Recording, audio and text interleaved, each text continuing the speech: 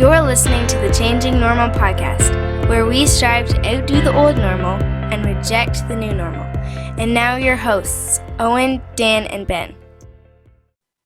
We're going to jump right into it. All right, ready? Yep. Oh. Yeah, are you ready? No? Yes? Oh, he's ready. Oh, okay. Hello, and welcome to the Changing Normal podcast, episode 20, September 15th. And yeah, we're back to do another exciting episode of the Changing Normal podcast. How's everybody doing? Awesome. Ben is either frozen Very or tired. shocked. Apparently, my intro is terrible, and Ben can't believe it, and I'm probably fired.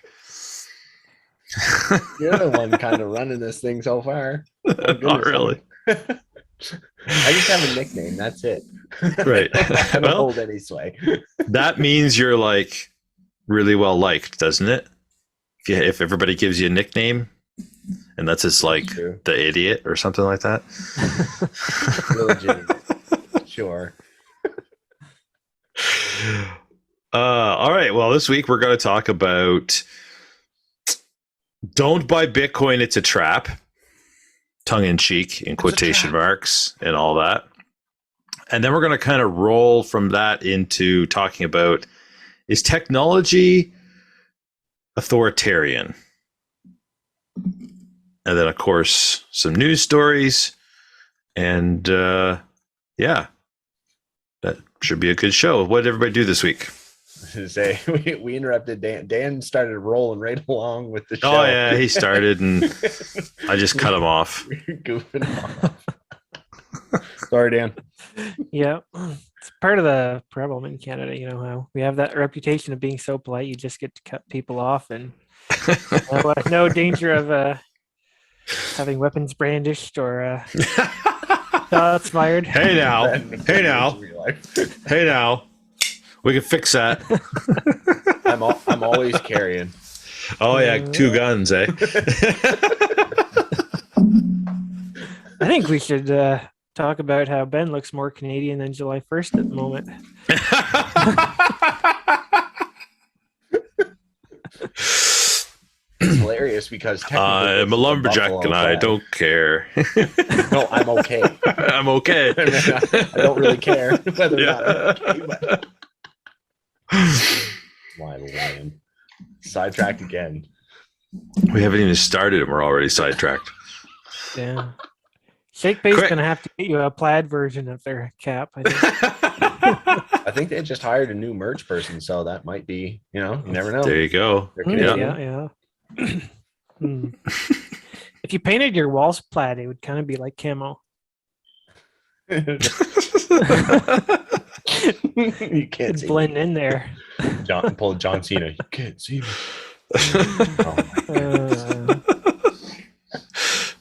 All right, So- somebody say something intelligent.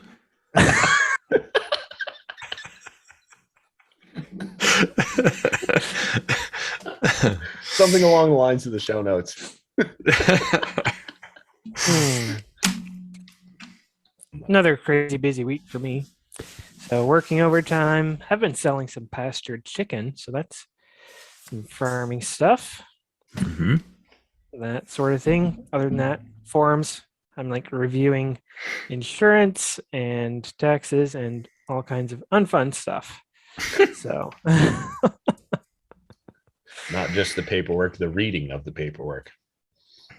yeah, dealing with the bureaucrats. Yay. So what have you been up to, Ben? We had a competition last weekend. I finished 3rd overall, 2 points out of 1st. It was the 41st anniversary of one of the oldest shows here in the province, or even in the Maritimes. And it was a commemorative show for the organizer who passed away within the last year. So it was kind of a bit of a reunion for a lot of us lumberjacks here in the East. So between that and work has been, kind of busy-ish. And we got our last local show of the year this weekend, and that's in Mactaquac. So prepping for that a little bit, and then also got to prep for the World Championships, the Team World Championships in Sweden. So that's the end of October. We fly out the 22nd, I think. Can't remember exactly what the itinerary is, but gonna make sure all the gear is ready to roll and all tuned up. And I also started on that Bitcoin privacy, the online Bitcoin privacy course. It's put together by Matt Odell. He's got a couple different podcasts, but the majority of the info in the course is through his podcast, the Citadel Dispatch. And so I've listened to a couple episodes of that already. And then there's things like privacy guides and different tools on Bitcoin Wiki and things like that. But essentially what I've gathered from what I've read and listened to so far is that most of it revolves around starting with what they would call pure Bitcoin. So no KYC Bitcoin. So that's like whether you mine it yourself or you earn it or things like that. And then there's the other mitigations for that are things like coin joins and basically just making sure your device security is as good as it can be. But it's very interesting, and it's definitely making me think about different steps that I want to take, is not just as far as Bitcoin privacy, but also just general online privacy. Because I've also heard some people say, like, I mean, you guys talked about like pseudo anonymous Bitcoin and the ledger and the blockchain. And some people have said, well, there's going to come a time where you're going to want to be able to prove that this is your Bitcoin and this is where it is. And like, not just for tax purposes, but also, living off of it in retirement or something like that. That might be a ways down the road, but anyway, so I'm kind of, it's closer for some of us than for others.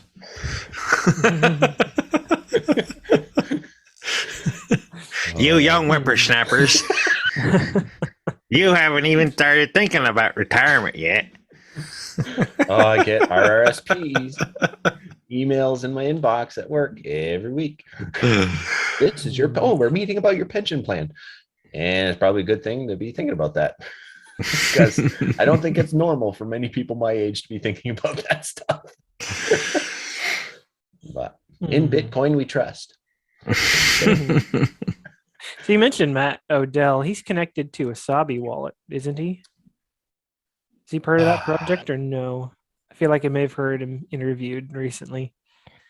So Wasabi Wallet is, I think they launched their 2.0 version, and they're doing coin joining by default within the wallet.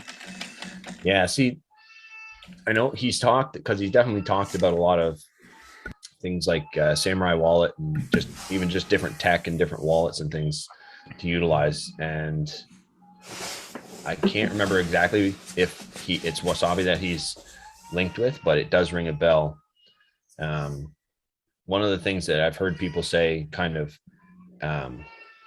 criticizing like a coin join or something like that, is that because it's different from a standard Bitcoin transaction on the blockchain, it stands out in that sense. So you would need more and more and more of them to be more volume, basically. Yes. Yeah. More volume, a higher number of transactions that are coin joins on the zebra principle, hide and herd. Yep, exactly. But it's been very, very interesting. So that's cool. That's what I've kind of been getting into over the last week. Owen? Oh, well, this week, not a lot. I guess I did do a bunch of hops storage. I don't think we talked about that yet. But I got 2/3 of my hops crop harvested and dried and vacuum sealed. And then I think as of today, it went in the freezer. I think the girls got it in the freezer today. So, Nice. yeah, it's a significant amount. And I have no idea how I would have stored it if I hadn't vacuum packed it, because I literally had, well, I don't really know how to describe the volume, but I had two like large coolers. Do you think of a large cooler? These were actually bigger than a large cooler. And I had two of those full. No, three of those full, plus another half bushel, like an apple basket size. That's a little bit. And so I was filling 21-inch long by 11-inch wide bags. So you can picture that full. And then when I'd shrink it, it would shrink down because there's so much air in them. They're just mostly air. It would shrink down to something that was like maybe a foot long by 6 inches wide and maybe a couple inches thick. So it was, much more efficient way of storing it than trying to store it loose. That's for sure. Helped troubleshoot some shake pay setup. I don't know if troubleshoot is really the right word, but someone from one of our Bitcoin presentations was finally getting around to setting up their shake pay and buying some Bitcoin. And so they contacted me asking for some, not help so much as just, am I doing this right? Remind me again, is this the right step to do, 1, 2, 3, 4? Mm-hmm. So I just kind of made sure they were on the right track with that. And I started up some Bitcoin conversations with people this week. And it's interesting the response I get from a lot of people, especially the younger people I talk to. You young whippersnappers out there, you listen. But the response I get from a lot of people now isn't, what's that? It's, well, I've heard about that. I'm interested in that. I'd like to get some Bitcoin, but they don't know where to start. I think the lack of knowing where to start is part of a big part of the problem of why they haven't done it. And once you start saying, well, this is how easy it is, here's my ShakePay referral link,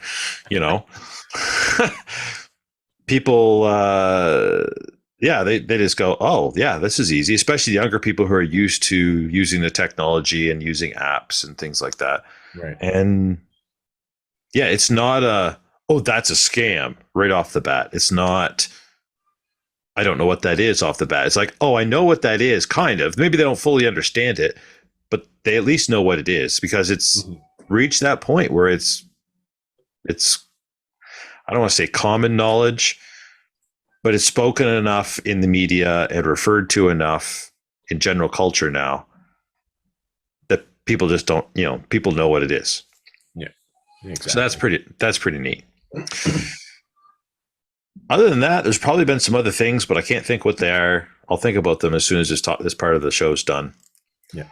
And I'll take us back to it, because that's what I do. Absolutely.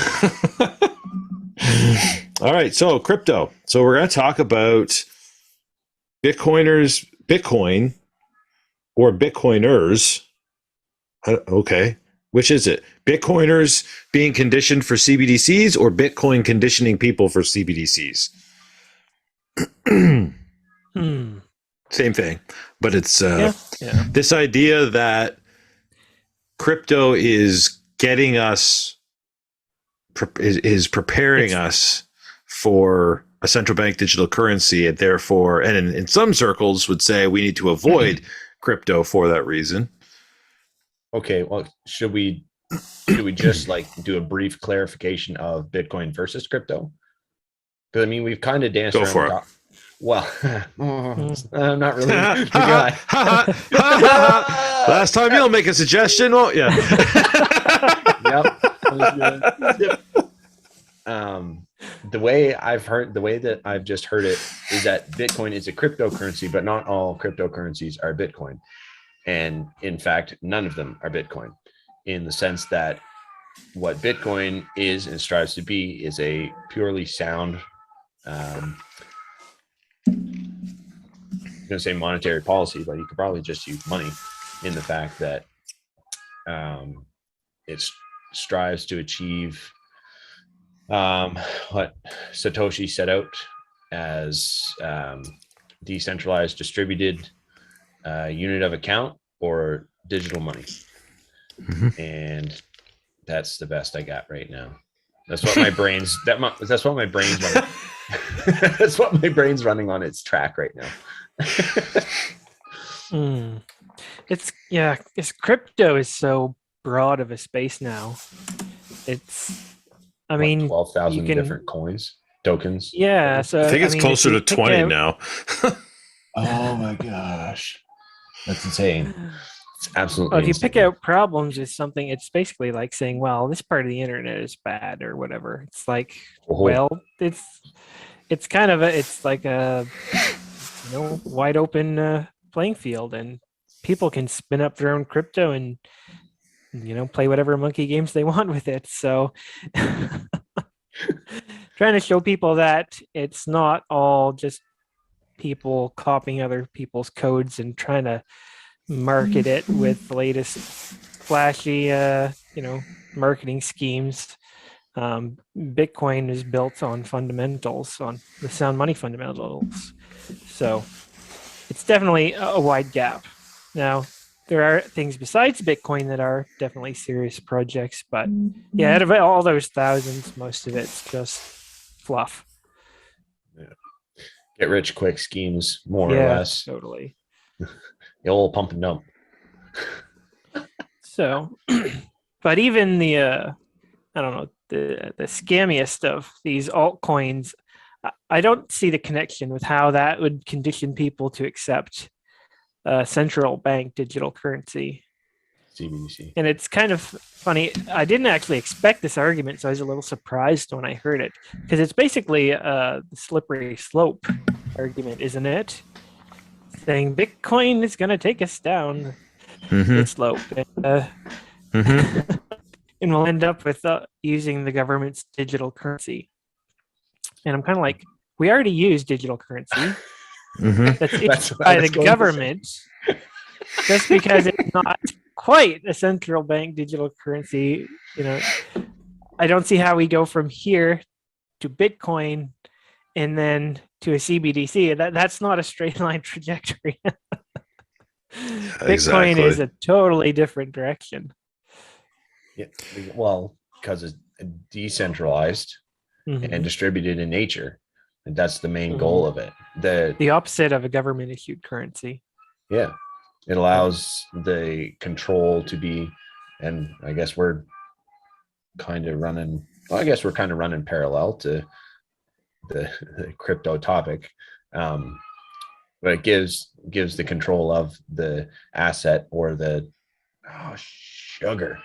I had the term for it and it just flew in my coop. Anyway, sorry, not on the ball tonight. So if we already have an electronic currency, what's the difference between what we have now and a CBDC? A CBDC would give control over accounts to a government department as well, whereas currently that's all more directly. Bank. Yes, it would be something where currently the bank, or like the central bank, the government basically has control of the currency, but it all flows outward through the financial sector, which is large corporations. So there is a bit of a gap between the government directly interacting with the consumer. Yeah, that's a good way to explain it. I like that. Bravo. You should be on a podcast. I'll try that when I get to retirement.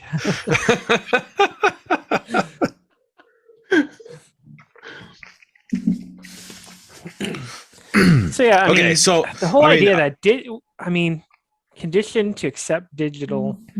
I mean, I don't think it requires conditioning to accept digital currency.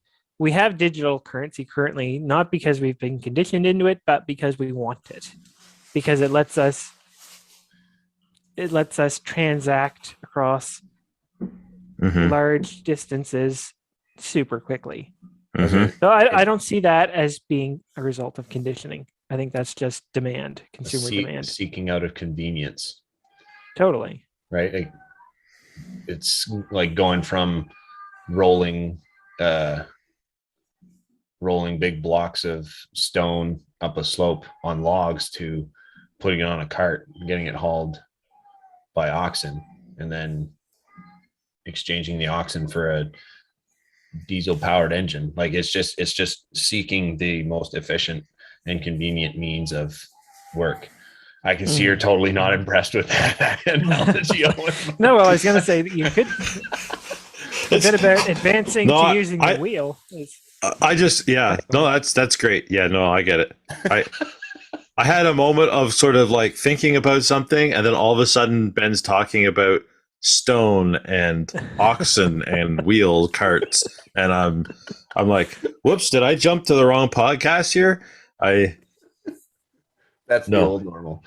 Yeah, very old. That's the ancient normal. Mhm. That's our other show called the Ancient Normal. It doesn't even have an RSS feed. You're not going to be able to find that one. No, it's on stone tablets. You have to go find the tablets somewhere. Oh my goodness. Okay, so if we all, so why are people so scared of Bitcoin then? If the argument can be made, which I think you have made it very succinctly, it doesn't need a lot of expounding upon, to say we already have a digital currency, or at least an electronic currency, and a CBDC will simply be a more centralized version of said currency, probably with a removal of physical cash completely. It's dirty. You could get COVID from that. That's right. That's right. Someone could have wiped their butt with it. You never know. I had someone tell me that once, actually. Oh yeah. Not with this Canadian money. Well, no, Canadian money is a polymer base. So this was back before polymer money. You whippersnappers. Okay. I was gonna say, has it been tested on, tested for this use? I mean, how will it function? Oh dear. So if that argument can be made, I think you've made it quite well. Why is Bitcoin so scary to people? I think there's. Go ahead, Ben. Well, I was just going to say, because we've become, I'll use air quotes, conditioned, or so used to the fact that everything that we have in life and in society right now, the norm is to know who is entirely behind a project, or who is funding something. I mean, there's a lot of arguments that could be made that we don't truly know the funding or who actually is behind things, but there are a lot of figureheads behind. Okay, we'll use Ethereum for example. Ethereum has Vitalik Buterin as the main developer. You got the president of the United States. He's behind, technically supposed to be running the country, not really. You have the Fed, who is the big ones behind most of financial systems. My grasp on the actual whole Fed topic is not very great yet, but even just like, who's the mayor of the village that you live in, like things like that. Like, there's someone that is visible and identifiable, and the background and the basics of Bitcoin, while it is a open source code, so anyone can go in and read it. It's independently verifiable. It's so techy that it kind of makes it out of reach or inaccessible for the common person. Like, I know that I myself, while being a Bitcoiner and understanding some of what Bitcoin has to offer, I could go look at the code and go right over my head. I am drowning. I don't understand this one iota. So I think that's probably part of it, is that it's too many unknowns. So you think a lack of knowledge of what it is and how it works is what makes people scared of it? Yes. In 5 seconds, that's exactly what I rambled on. Okay, super. Well, I'll just make the note of the time here. I'll go back and cut your part out. Cool. No, but that's pretty common. I mean, you're 100% right in that the unknown is scary to people generally. Like, why are scary movies where you don't see the monster scary? It's unknown. Because it's unknown. Mm-hmm. Why are people scared of guns that have never used one before? Because it's unknown. And most of the time, those people, if they're at all open-minded, the first time they use a gun, they go, "Oh, this isn't that bad. This isn't scary. This is kind of fun. I actually kind of like this. Maybe I'm going to get one." You know? Exactly. So, yeah, no, I think that's for sure certainly a factor. Not only that, I think the unknown paired with little snippets of the known that support the idea that something is scary. So, I mean, with the digital space, I mean, people, hear stories about, how it's all about tracking you and all your information is being compiled and used to make a profile on you. And so they know exactly how to sell you something before you even know you want it. So, I mean, with all of that evidence that the digital world is, I guess, more about, what would you say? More about tracking people, more about serving corporations than serving individual, like regular people.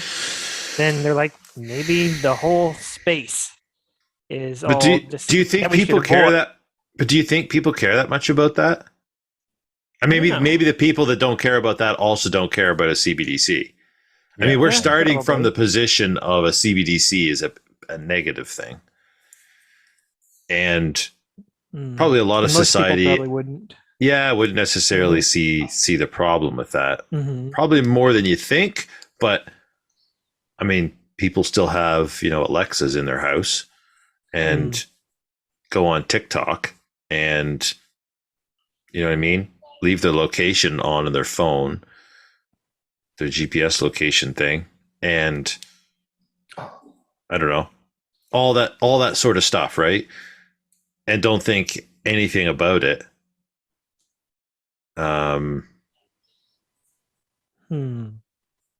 Just remember another big part of the privacy course.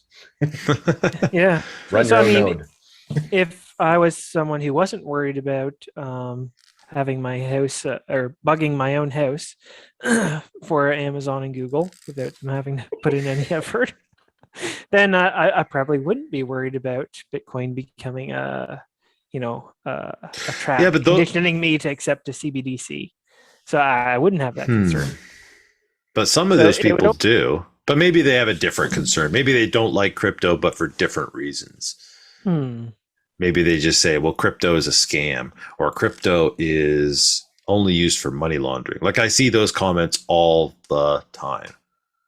And I have to just look away, because otherwise I'd spend every waking moment debating people that I don't know on the internet. So check out episode 12 for our discussion on is crypto a scam. Yeah. I mean, for me, it was just, I didn't start looking into Bitcoin because it was so far outside of my concept of what money was. I was like, this can't be a thing. It's like, no way. It's like, so you just dismiss it. It's like someone tells you they saw a unicorn and I'd be like, yeah, okay, whatever. Well, especially because we grow up, because I think everybody is born and grows up in a country with very involved, let's put it that way, government, we subconsciously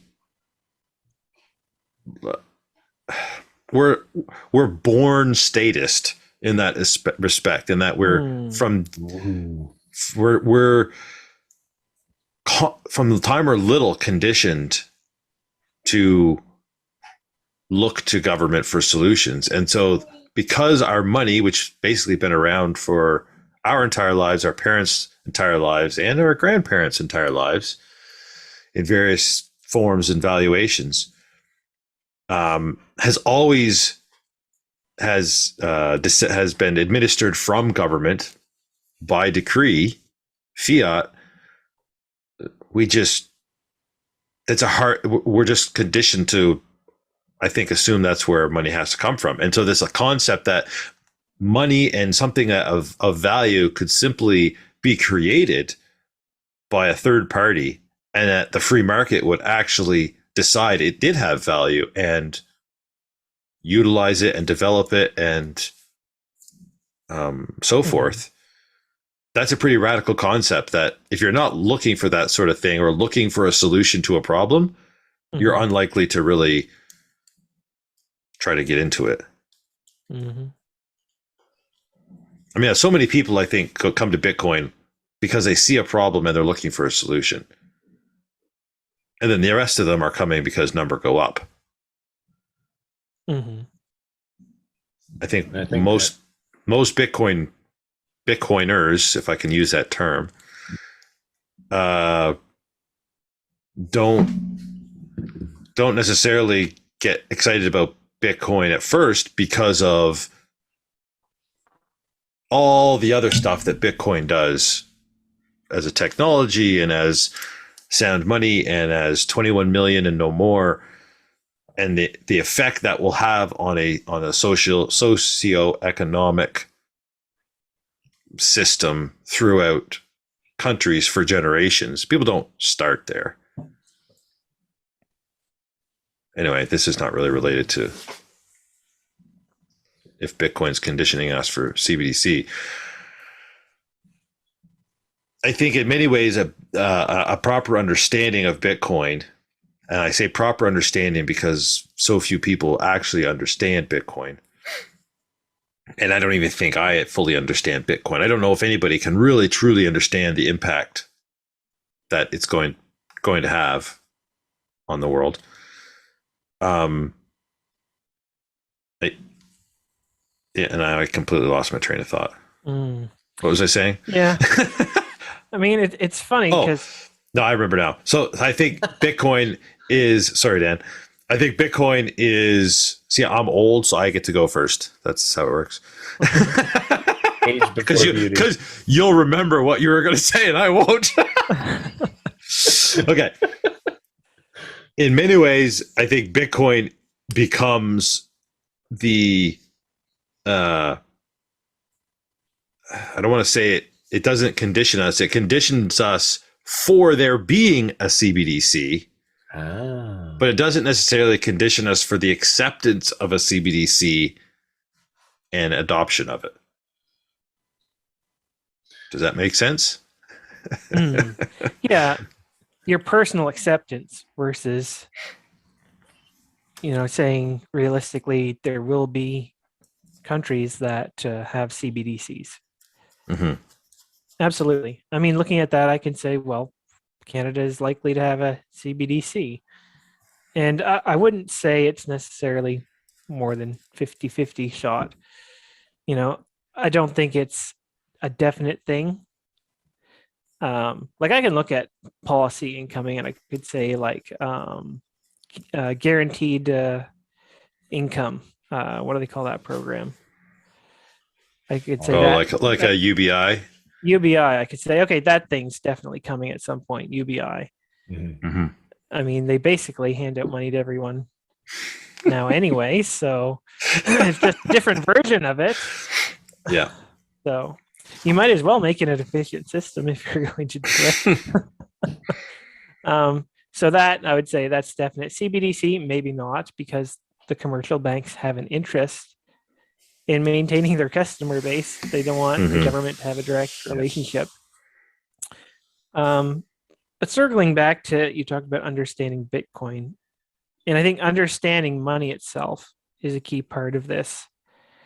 And that's why we talk about the properties of sound money so much.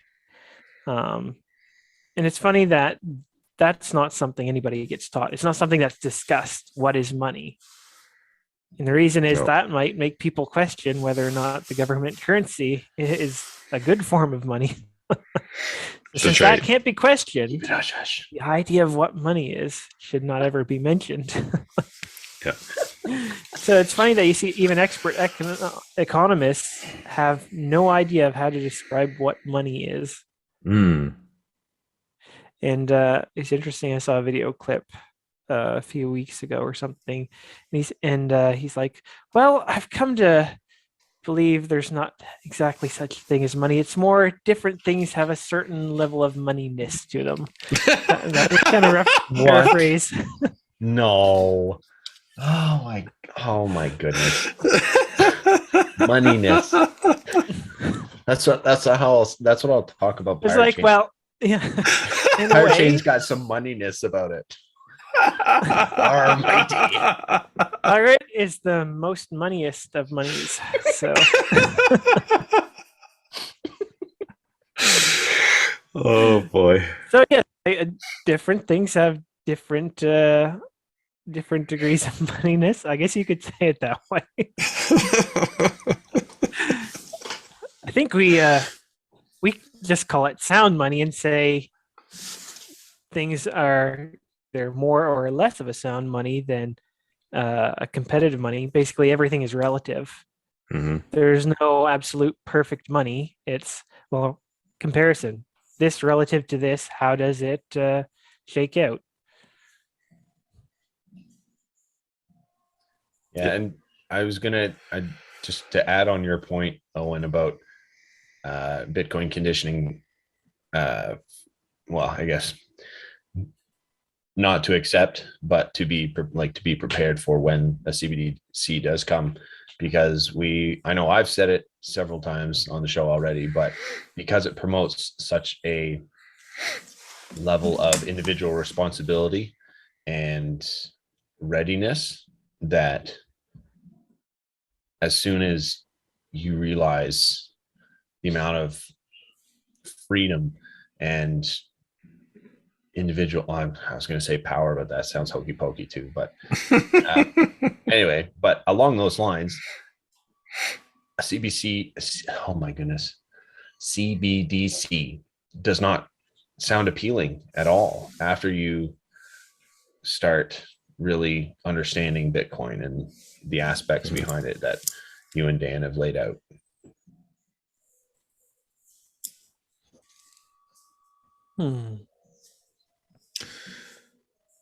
So Bitcoin is a technology. I mean, it is money, but it is also a technology, is it not? Mm-hmm. Yeah, and you need a lot of tech to run it too. And you need some tech to run it. Mm-hmm. So is it going to take over? Right. Is it going to take over? Is a reliance upon a technology a tyranny or something? A tyranny unto itself. Is it authoritarian? Yeah. So, I mean, what do you mean by that? I mean, basically, what I'm thinking of when we say this is that basically the sum of all the technologies just results in giving the individual less sovereignty, or taking sovereignty away from the individual and giving it to a governing body.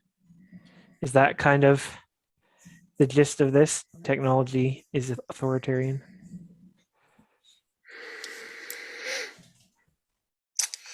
Yeah. I mean, when I hear the word authoritarian, you certainly get the picture of some sort of controlling centralized authority.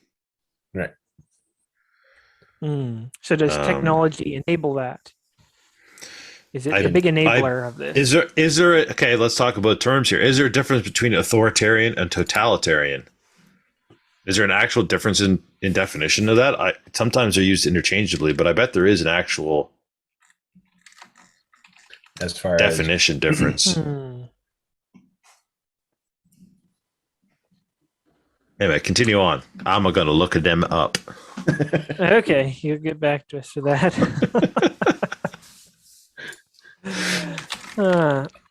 So, I mean, some people have chosen to, I guess, move away from most of the conveniences of modern society.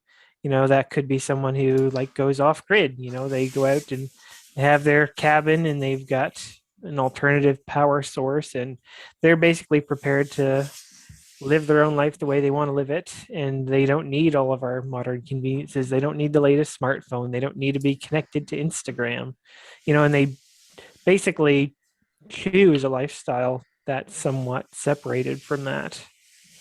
And I guess that could go so far as communities like whether that's Amish or Mennonite or Hutterite, people who have kept themselves as a tight-knit community, separate from all of our advanced technology.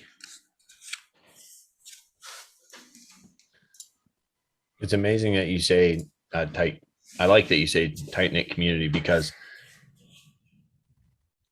a lot of the technology, and primarily thinking of social media when I say this, is it's meant to increase communication and build communities, but yet there's numerous studies and sciences that show that we are less meaningfully connected, right? Because they're actually looking at the amount of fulfillment that is found in those connections. Like, yeah, I have people that I compete with in timber sports that I know in Australia, New Zealand, Germany, Denmark, like the whole gambit down in the US.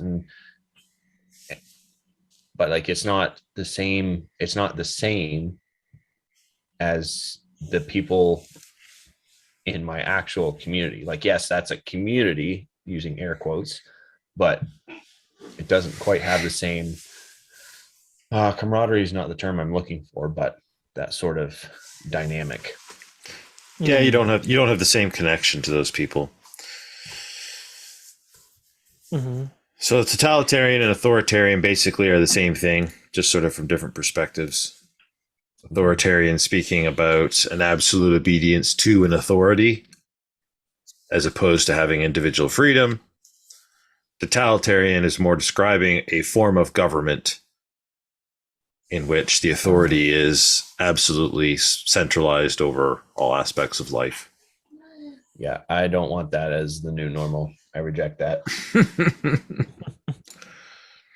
I would like to change that normal. I need to buy a vowel to do so. So let's take this point of view. Does technology, now, and that technology is an immensely broad term, so it's probably not even fair to even try to make this argument. But does technology help authoritarian actors in their totalitarianism? It 100% can. It's a tool. So, I mean, if I really simplify things, technology is kind of two broad categories. Basically, you have machines that are doing some form of physical task, and then you have information. And everything revolves around those two, the physical and the informational. And so a lot of what we are talking about really centers around all the gadgets, the physical things that are all about the information collection. And if you're central authority, information collection is how you decide, it's how you figure out how to advance your agenda and how to increase the amount of power you have.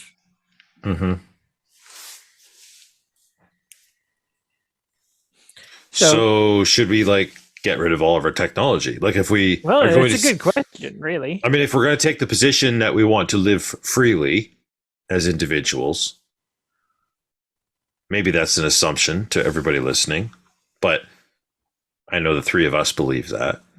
So let's just take that position. Should we get rid of all technology that would allow a centralized authority to either control or mine us for that information?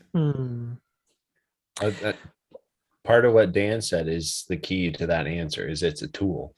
It can be utilized in ways that both help and hinder, and your mindset or the goals that you have set to achieve are what determine how that tool gets used. Yeah. Also, I'm going to throw this out here.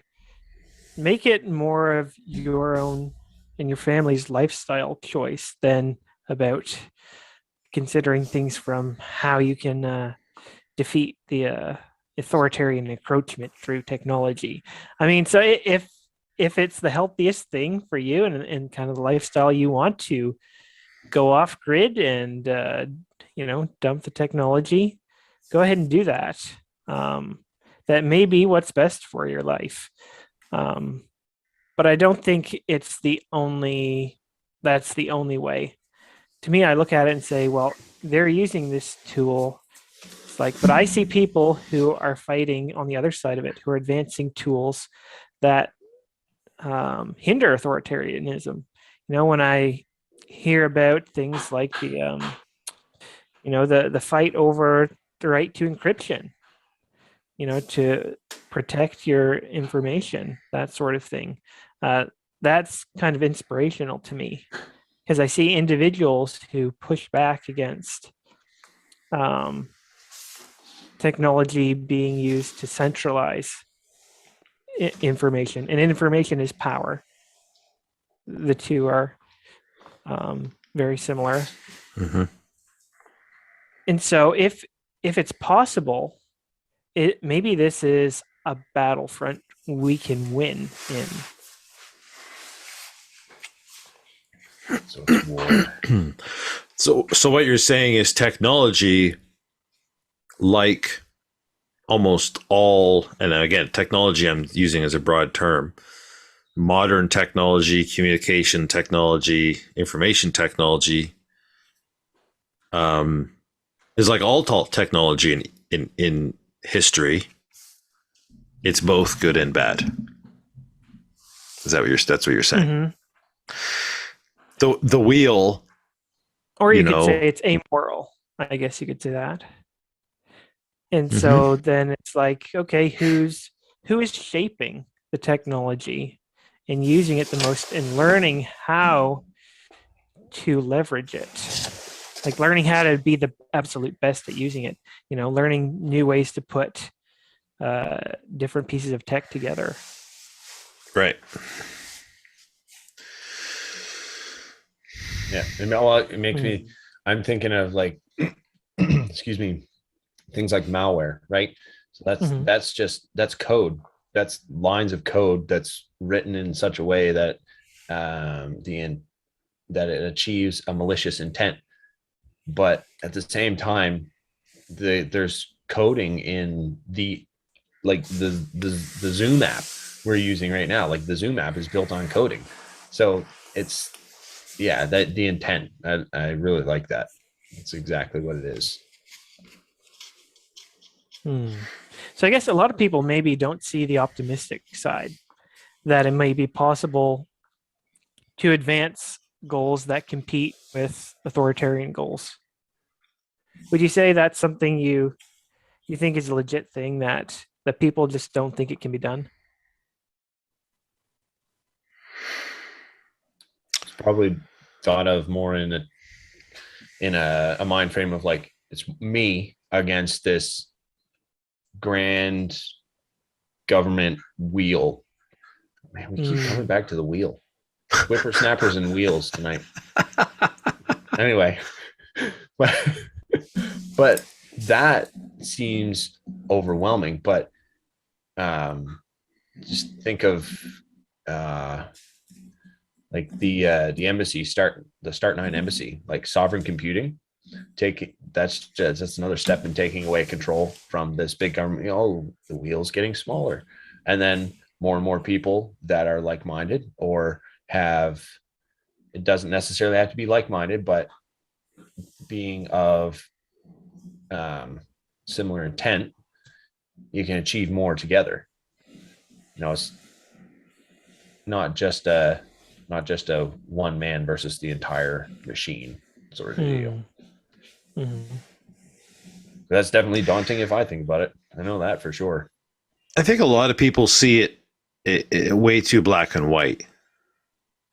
A lot of people, excuse me, and I don't know if I'm not sure what's caused this. If it's a failing of the education system, or if it's a person's natural bent to see things very black and white and simplified. But people say this has a bad aspect or piece of it. Therefore, we must get rid of it, even though it eliminates all the good as well.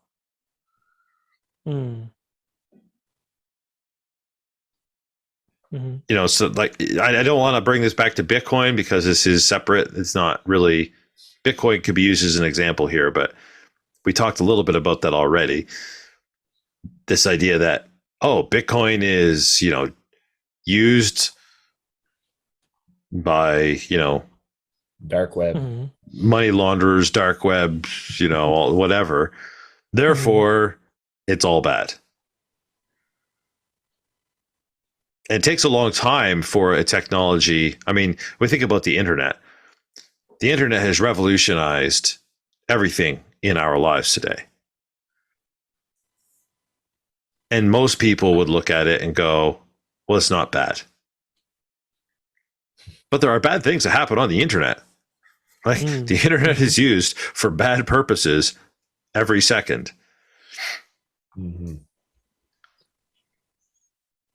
so just because something is new and you haven't figured out how to utilize it yourself doesn't mean that you should only focus on the bad things about it. So I think there's that. I think that now to maybe have something you want to say on that first, but to kind of spin off of that and going more towards the should we use technology side of things, there's probably certain things that everyone has to make their own choice about this, of course, where we do need to limit our use of technology, because I think there are some physiological effects from modern technology that probably are not fully understood, and maybe will never be, maybe decades or centuries before it's fully understood. Is this the 5G nuking our brains? No, that's a bunch of foolishness. There's nothing wrong with 5G, but it's this idea that the dopamine hit that you get from looking at social media, or even just having access to some sort of digital, technology. Just to give you an example, my children love to listen to music. They're very musical. They like to sing. They like to listen to all different types of music. They also like to play music and sing themselves. It's much easier to flip on YouTube and listen to music, which is good music. It's not bad music they're listening to, than it is to go and make that music for themselves. So in a sense, the technology has, while inspiring their love of music, it has also probably made them a little bit lazy when it comes to the creation of music. I don't know. Maybe I'm wrong about that. Yeah. That's not possible without the technology. Yeah. I guess you're kind of saying that rather than inspiring, sometimes it just dampens our creativity. Just that access is so overwhelming. And I see it in that they got to have music playing all the time. Like, okay, it's time to do dishes. Boom, music goes on. and the dishes don't get done. If they don't have music, they just like nothing happens. Mm. You know, so I think in that respect, anything can be addictive, and sometimes that technology is the addictive part more than the actual thing itself in some scenarios. So I guess, but my original point here was there is a physiological effect of some of this technology that we utilize. I think that it doesn't mean we need to throw out the baby with the bathwater here. I just think as long as we're aware of that and are controlling it and not letting it control us, then it can be safely utilized. But so what I'm hearing is I should be less focused on authoritarian control and more on self-control, and what I'm using technology for. That hurt. I don't like hearing that. That's definitely changing the normal. Well, I mean, I guess there's two parts to this. Yeah, and I guess that's kind of strayed away from the authoritarian part of it, for sure. So maybe it's not relative to the discussion, but certainly self-control is an important thing for people trying to change the normal in their lives. And when the normal is click on Facebook every 5 minutes to check to see if you've got any more likes, or you know what I mean? Whatever that technology is, you can't do without. That right there says now you have something that can be used against you by authoritarians or by totalitarians to control you. Yep. 100%. So, I don't know.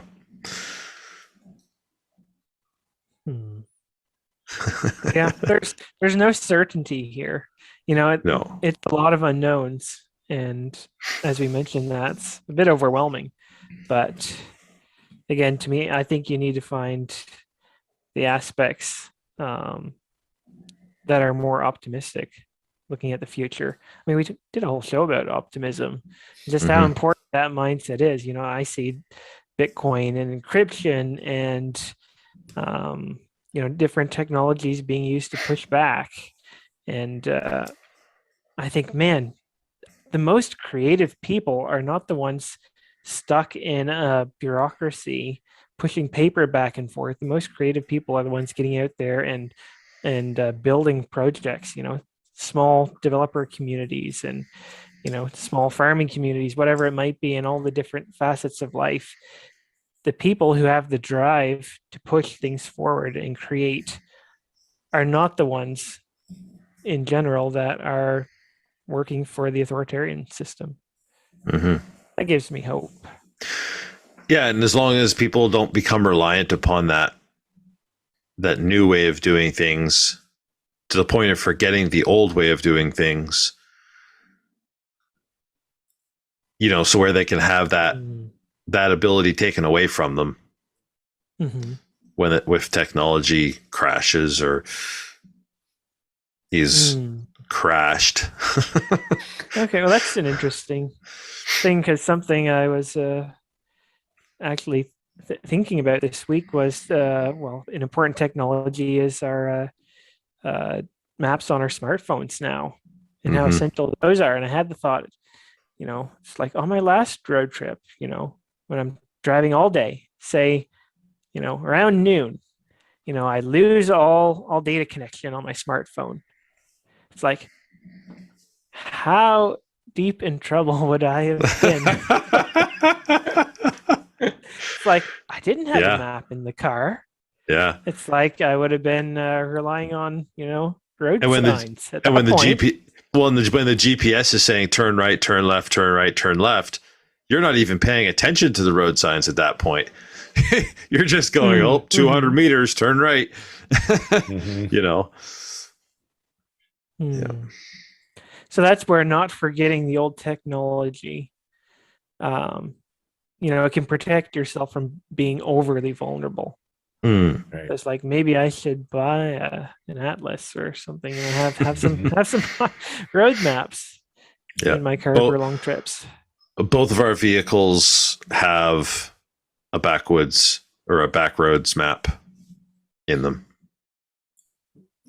Mm. Yep. Resiliency this day and age in a time that is so saturated with the reliance on this technology, being resilient requires having and I think you mentioned it in a early show, Owen, but maybe not the extreme proficiency in it, but having done it once or twice before. So you can say, well, I know how to do this. And it starts coming back as you have to rely on that old technology, like Dan was saying. Yeah, being resilient this day and age requires that. Mm-hmm. And that really breaks the bond of technology being a tool for authoritarianism. When you can utilize something but not be reliant solely upon it. Yeah, because it's I think basically that an opportunity to be blackmailed when you Right. desperately need something, and yet you can be cut off from it. That's right. Just like get a just like list money. so that I can send out our podcast to our local. I don't want to be on your blackmail list. Trey, we're going to start doing, paper transcripts that we're going to mail by snail mail to all of our listeners.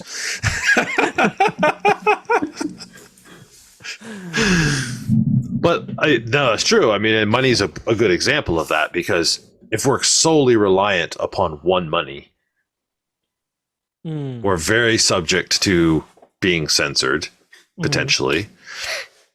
Yeah, I guess if I need the tap card in my wallet to buy anything and I have no other alternative, what happens if there's a glitch in the system?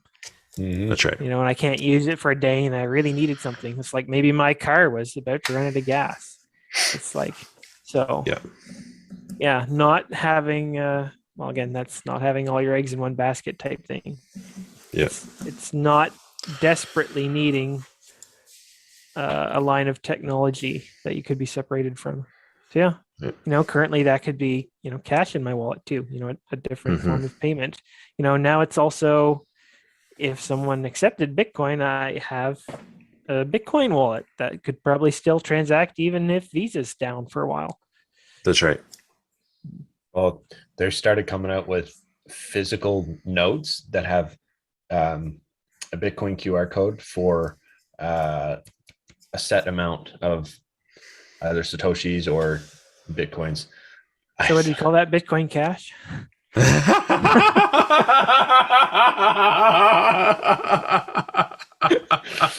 In not quite the same way, yes. Well, that's a whole other topic. I want non-fork Bitcoin Cash. Yeah, I want to ask you about that. Yeah. I want to ask you about that because that's interesting. We should look into that, even though I really question how that would function in reality, because it could be double spent. But I feel like it's called offline cash. Yeah, because if you don't verify, you don't know if it's been moved on or not. And I could give two different people the same QR code.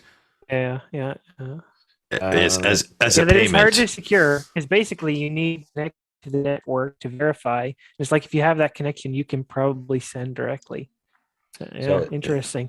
On their website, it says electronic cold storage meets secure printing. They combine currency grade printing and NFC chips to create a easy to use cold storage product.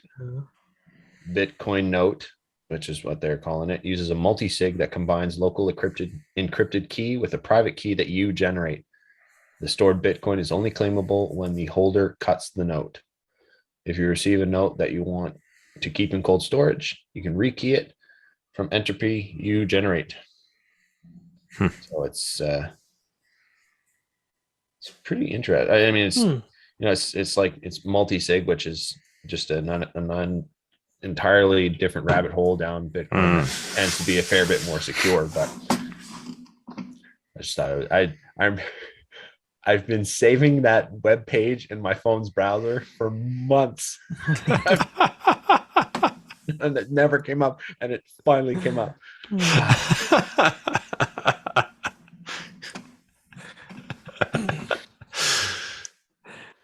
All right, so this is the point in the show where we insert a debate on fungibility.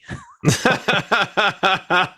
thought we beat the pirate chain and Bitcoin thing to death. That horse is dead. Well, I was thinking this week, it's like if we have, a $20 bill with King Charles on it now, it's like, well, that's different from our old 20s. Oh. It's like, would you prefer one over the other? It's like maybe that's not totally fungible. That's they've interesting. Done that with $10 They're different. bills. They've done it with fives. Is a paper 5 not fungible with you say polymer or plastic 5? Like, So just the thought there. Looking at, I was looking at our physical cash and saying it may not be 100% fungible in the sense that everything is identical, but that doesn't mean it's not functionally fungible. So anyway, is that rabbit trail?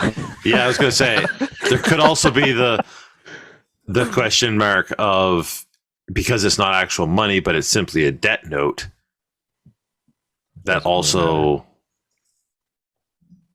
makes a difference with fungibility and whether fungibility matters with fiat currency, actual cash. But anyway, on to the news. On to the news. So we got a couple news items here we'll run through quickly. I don't know. I put this in here actually for once.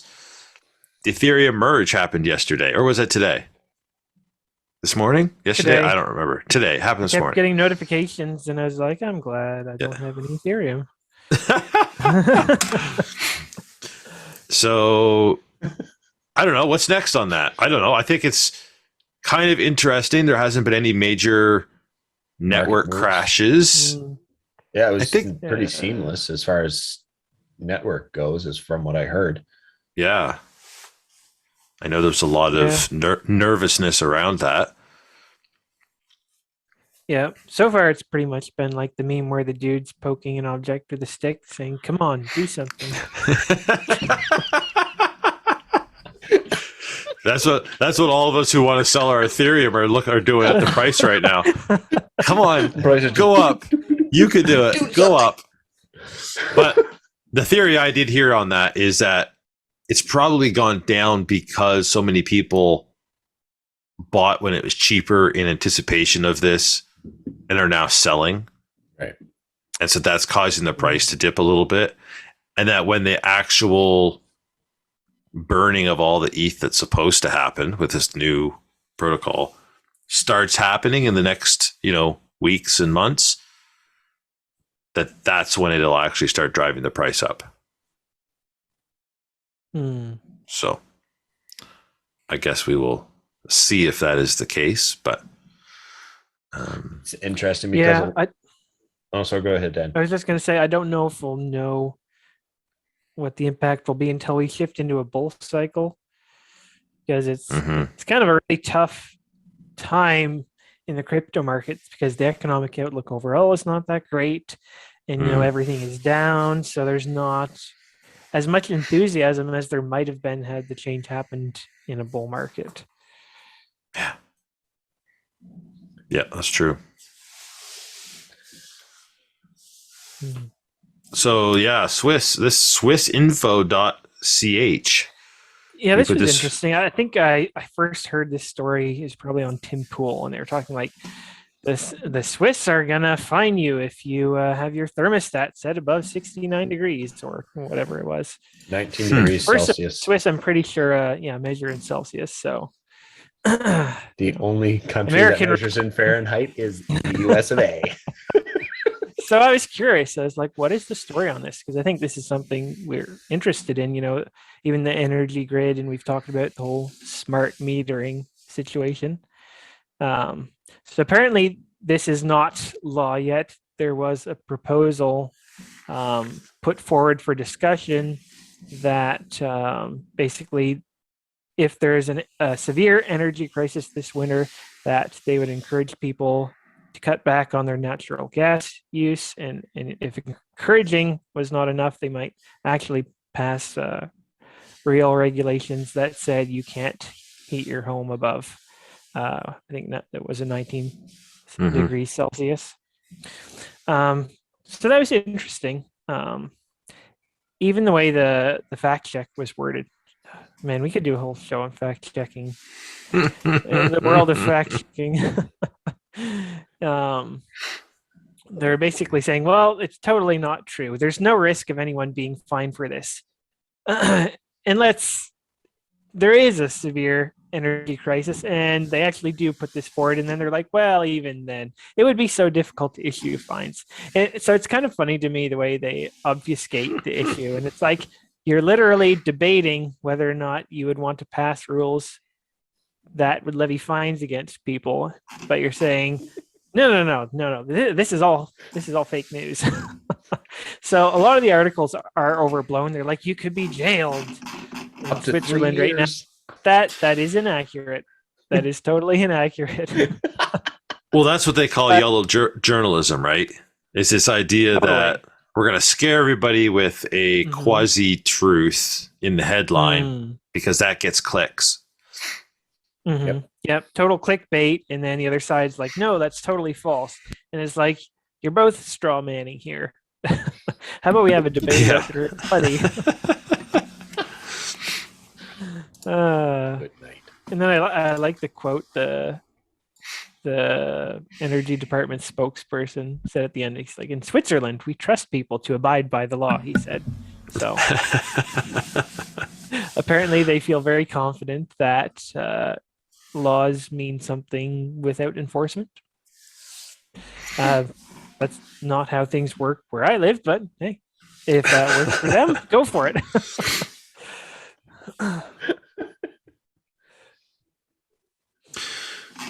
So the last story we have in the news is actually from the CBC. It's a little bit of an older article, but it was talking about the labor market and how the labor market in Canada is tight right now. And I don't know, it struck me as paid to sit home. Well, it's interesting. That wasn't actually in the mentioned at all in the article, but that was the first thing that popped into my mind as well.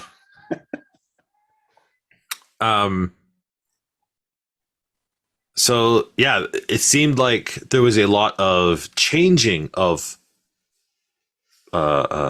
industries that people were working in as well. So they seemed to be moving. Shifting fields. They were shifting fields, over the last couple of years. Getting out of certain ones, moving into other ones. So is this abnormal? Well, it was interesting that well, I think it is a little bit, but one of the sort of main factors, and I think this is probably somewhat legitimate. I don't think it's the whole reason, but that retirement, that we have an aging population. And of course, this gets into the whole, is the world overpopulated and all that sort of thing, which is a whole other debate. But we do have an aging population, and we have a lot of people just retiring. And that's going to have an effect on the labor market.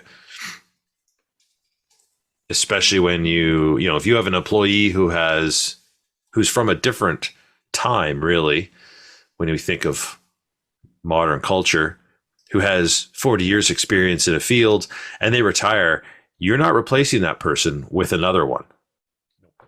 You're going to have to replace them with some little snot-nosed kid that knows nothing, doesn't have the qualifications, Has to run through the same bumps and scrapes to figure out and get the same amount of knowledge that 40-year experience had. That's right. And so that's going to put a pinch on the job market, and just in the fact that there's fewer working people in general, and companies are going to have to start lowering their requirements for a lot of jobs simply because the workforce doesn't have the qualifications they're looking for, because they were basing those qualifications upon the people who had been there for so many years. And I think this is going to be a trend that we're going to see going forward in that, because we have a declining work population. I mean, this really sucks on a social program or unfunded liabilities perspective, because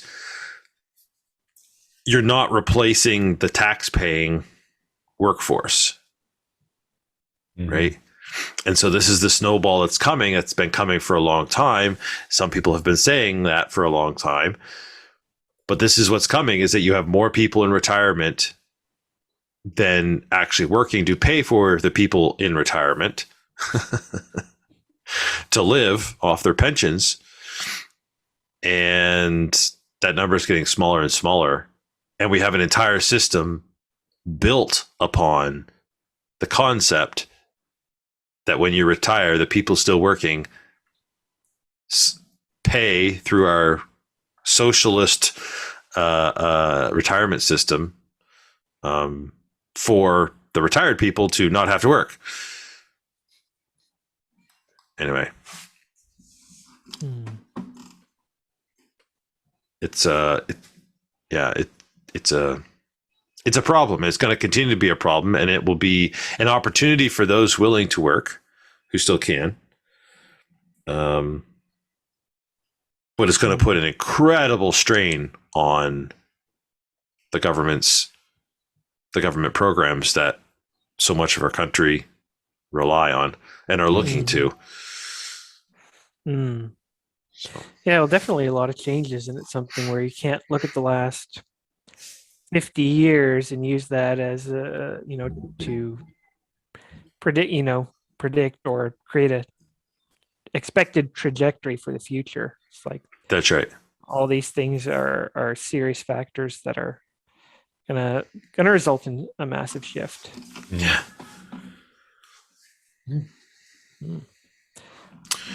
So I think we're going to move on to listener feedback,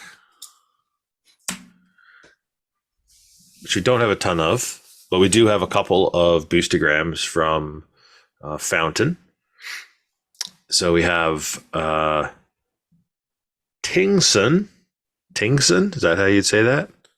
I think so. Tingson says, interesting show, guys. We'll look forward to the next episode. Well, we're doing that episode right now. So as you hear this, you will no longer have to look forward to it. You'll be looking backwards on it.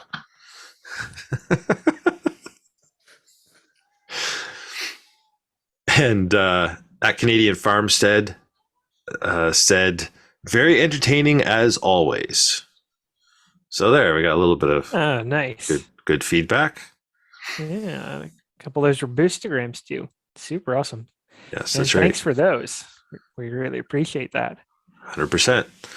So if you'd like to send feedback the old-fashioned way by email, you can send it to changingnormal@protonmail.com, or you can post on Fountain or some of the other platforms a comment or question there, and we'll try to get it into the show. You can check out and share our landing page at blueberry.com, BLUBRRY.com/changingnormal. Like, share, subscribe, leave reviews. Go on like iTunes if that's where you listen, and leave a review, or anywhere, and leave us a 5-star review. Of course, we don't accept anything less than 5-star reviews. And share us around with your friends.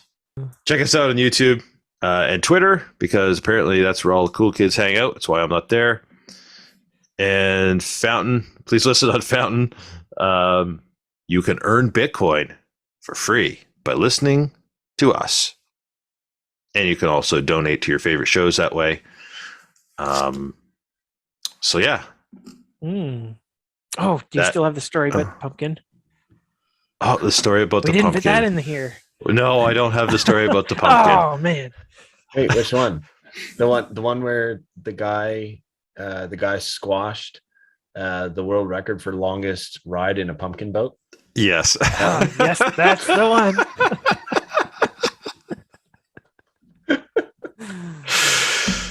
Yeah. Sorry. Life goals. Didn't. Yeah. Oh man. Okay. Well. On that note, I was going to say change your normal, but don't change your normal to our normal because we're just weird, apparently. But thanks for listening. And remember, take small steps, be courageous, and change your normal every day.